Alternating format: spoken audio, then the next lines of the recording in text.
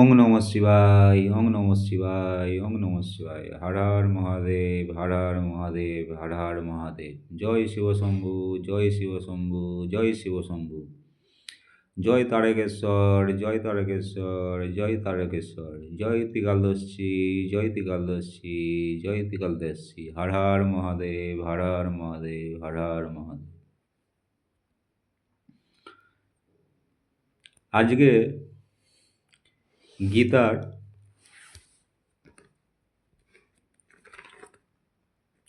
একটা চ্যাপ্টার পড়ে শোনাবো।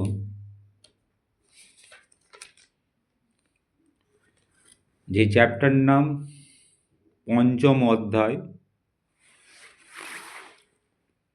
পঞ্চম অধ্যায় আছে শ্লোক নম্বর 1, কর্ম সন্ন্যাস যোগ।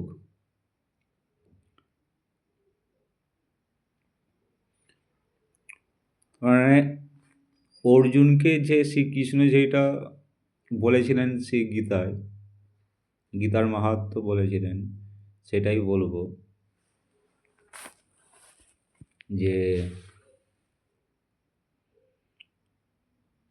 কর্ম সন্ন্যাস যোগ, শ্লোক নম্বর 1।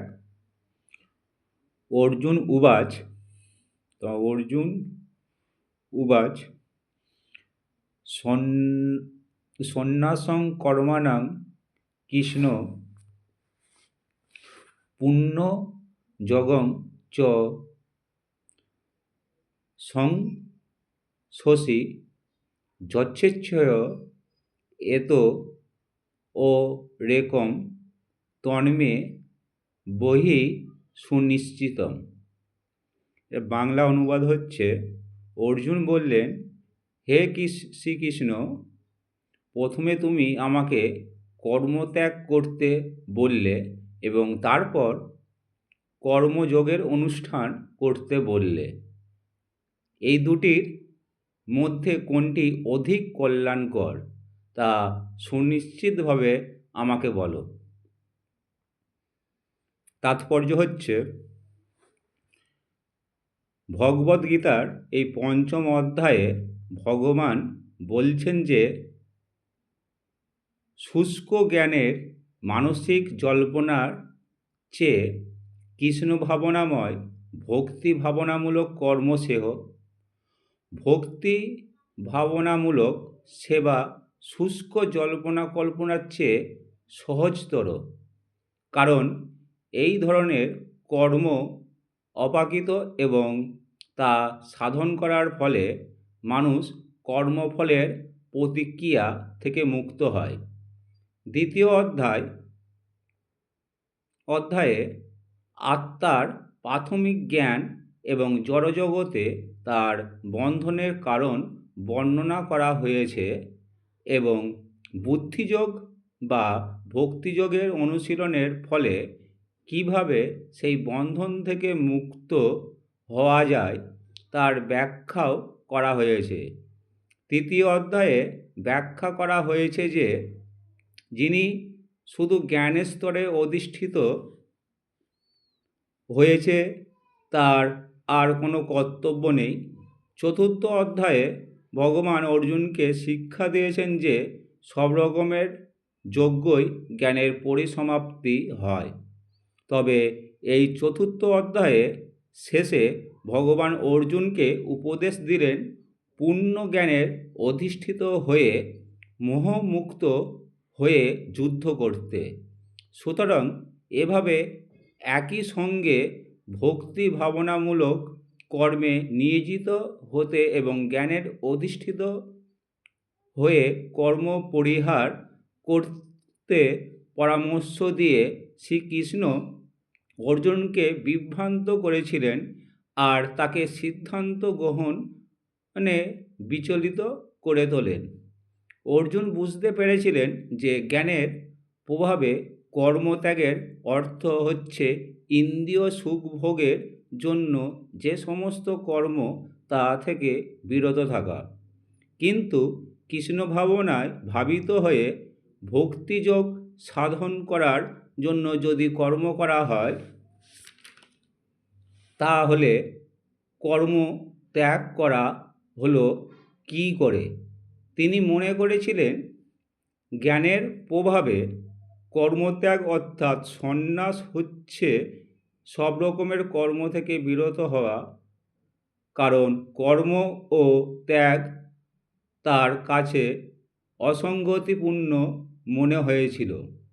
সাধারণ মানুষের মতো তিনি বুঝতে পারেননি যে পূর্ণ জ্ঞানে অধিষ্ঠিত হয়ে যে কর্ম করা হয় তা কর্মফল থেকে মুক্ত এবং তাই তা অকর্ম। সুতরাং তিনি ভগবানকে প্রশ্ন করেছিলেন, পরমার্থ সাধনের জন্য তিনি কি সর্বতোভাবে কর্ম পরিত্যাগ করবেন না পূর্ণ জ্ঞানের কর্ম করবেন? এটা প্রথম শ্লোক। দ্বিতীয় শ্লোকে বলছে, 2 নম্বর শ্লোকে বলছে, শ্রীমৎ শ্রী ভগবানুবাচ সন্ন্যাস কর্মযোগচ্ছ নিঃশ্রেয় স করা বুভ তয়স্ত কর্ম সন্ন্যাসাৎ কর্মযোগ বিশিষ্যতে। বাংলা অনুবাদ হচ্ছে, পরমেশ্বর ভগবান বললেন কর্মত্যাগ কর্মযোগ উভয়ে মুক্তদায়ক, কিন্তু এই দুটির মধ্যে কর্মযোগ কর্মসন্ন্যাস থেকে শ্রেয়। তাৎপর্য হচ্ছে এটা বাংলায়, ইন্দ্রিয় তৃপ্তির জন্য যে সকাম কর্ম করা হয় তা মানুষকে জড়বন্ধনে আবদ্ধ করে রাখে। জীব যখন তার শারীরিক সুখ স্বাচ্ছন্দ্য বৃদ্ধি করার আশায় নানাবিধ কর্ম করে চলে, তখন সে নিশ্চিতভাবে তার কর্মের ফলস্বরূপ একটির পর একটি বিভিন্ন ধরনের দেহ ধারণ করে, এই জড়জগতে ঘুরে বেড়ায় এবং তার ফলে জড়বন্ধন অনন্তকাল ধরেই চলতে থাকে। সেই সম্বন্ধে শ্রীমদ্ ভগবতে 5/5/4-6 প্রতিপন্ন করে বলা হয়েছে, নূন্যং প্রমন্ত কুরুতে বিকর্ম যদীন্দ্রিয় প্রীতিয় অপিনতি নো সাধু মন্যে যত আত্মনোহ ও মো সন্নপি কেলেশদ আসো দেহ পরা ভবস্তাবদ বধ জাত যাবন্য জিজ্ঞাসত আত্মতন্ত্রং যাবৎ কিয়াস্তাবদিদং মনো বৈকমন্তক যেন শরীর বন্ধন এবং মনোকর্ম বশ্যং প্রযুঙ্খতে অবিদ্য আত্মনু পধি ও মানে প্রীতিন্ন যাবন্নয়ী বাসুদেবেন মুচ্যুতে দেহ জগন তাবৎ। বাংলাটা হচ্ছে, ইন্দ্রিয় ভোগ করার জন্য মানুষ উন্মাদ এবং যে জানে না যে তার ক্লেশদায়ক দেহটি হচ্ছে তার পূর্বকৃত সকাম কর্মের ফল। এই দেহটি অস্থায়ী, অথচ এর জন্যই মানুষকে দুঃখ কষ্ট জ্বালা যন্ত্রণা ভোগ করতে হয়। তাই জড় ইন্দ্রিয় সুখ ভোগ করবার আশায় কর্ম করা ভালো নয়। নিজের প্রকৃত স্বরূপ সম্বন্ধে যে মানুষ কোনো অনুসন্ধান করে না, তার জীবন ব্যর্থ বলেই মনে করতে হবে। যতদিন মানুষ তার প্রকৃত স্বরূপ বুঝতে না পারে, ততদিন তাকে ইন্দ্রিয় সুখ ভোগ জন্য কর্মফলের আশায় কর্ম করতে হয়, এবং যতদিন বিষয় সুখ ভোগ করবার বাসনা তার চেতনা আচ্ছন্ন থাকে, ততদিন তাকে এক দেহ থেকে আর এক দেহে দেহান্তরিত হতে হয়। অজ্ঞানতার অন্ধকারে আচ্ছন্ন মন সকাম কর্মে নিবিষ্ট হতে পারে, কিন্তু মানুষের কর্তব্য হচ্ছে মনের এই বাসনাকে দমন করে বাসুদেবের চরণে প্রপত্তি করা। কেবল তখনই সে এই জড় জগতের বন্ধন থেকে মুক্ত হবার সুযোগ পেতে পারে। তাই এই জ্ঞান মানুষকে শিক্ষা দেয় যে সে তার জড় দেহ নয়, তার প্রকৃত স্বরূপ হচ্ছে তার আত্মা। সেই জ্ঞানও জড় বন্ধন থেকে মুক্ত হওয়ার পক্ষে যথেষ্ট নয়। আত্মার স্বরূপ উপলব্ধি করতে পেরে আত্মার শাশ্বত ধর্ম পালন করতে হয়, নচেত জড় বন্ধন থেকে মুক্ত হওয়ার উপায় নেই।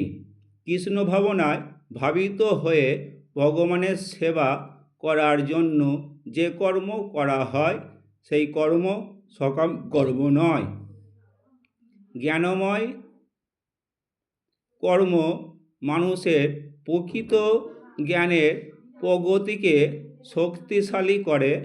কৃষ্ণ ভাবনায় ভাবিত না হয়ে কেবল সকাম কর্ম ত্যাগ করলেই বদ্ধ জীবের হৃদয়ে কুলুষমুক্ত হয় না। যতক্ষণ পর্যন্ত হৃদয়ে সম্পূর্ণভাবে কুলুষমুক্ত না হচ্ছে ততক্ষণ সকাম কর্মে স্তরে কর্ম করতে হয়। কিন্তু কৃষ্ণ ভাবনাময় কর্ম সাধিত হলে তা আপনা থেকেই কর্মফলের বন্ধন থেকে মানুষকে মুক্ত করতে সাহায্য করে এবং তখন তাকে আর এই জড় জগতে ফিরে আসতে হয় না। তাই কৃষ্ণ ভাবনায় কর্ম সর্বদাই কর্মত্যাগের চেয়ে শ্রেয়, কেননা কর্মত্যাগ থেকে পতনের সম্ভাবনা থাকে। কৃষ্ণ ভক্তিবিহীন বৈরাগ্য অপূর্ণ, সেই কথা শীল রূপ গোস্বামী তার ভক্তির সামৃত্য সিন্ধুতে পূর্ব 2/256 বলেছে, পাপঞ্চি কতয়া বুদ্ধা হরি সম্বন্ধি বস্তন মূর্বভুকি মুর্মু ক্ষুভি পরিত্যাগ বৈরাগ্যং ফলগু কথাতে। মুমুক্ষুরা ভগবানের সম্বন্ধীয় বস্তুকেও প্রাকৃত জ্ঞানের পরিত্যাগ করে এবং সেই ত্যাগ সম্পূর্ণ হয় না। এই ধরনের বৈরাগ্যকে ফলগু বৈরাগ্য বলা হয়। আমরা যখন বুঝতে পারি যে সব কিছুই ভগবানের, আমাদের কিছুই নয়, তাই আমার বলে কোনো কিছুই উপর আমাদের অধিকার বিস্তার করা উচিত নয়, তখন ত্যাগের সম্পূর্ণতা আসে।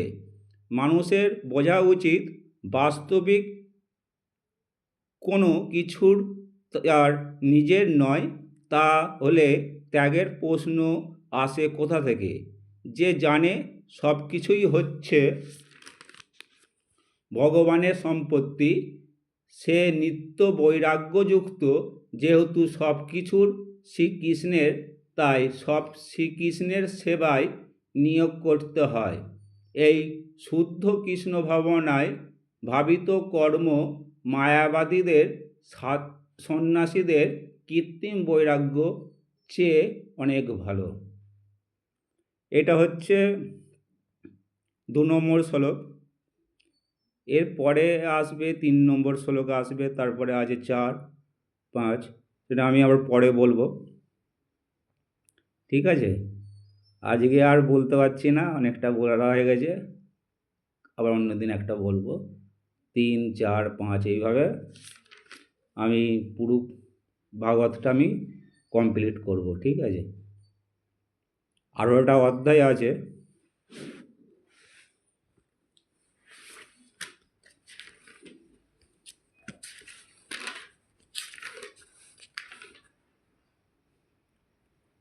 অষ্টাদশ অধ্যায়, ঠিক আছে,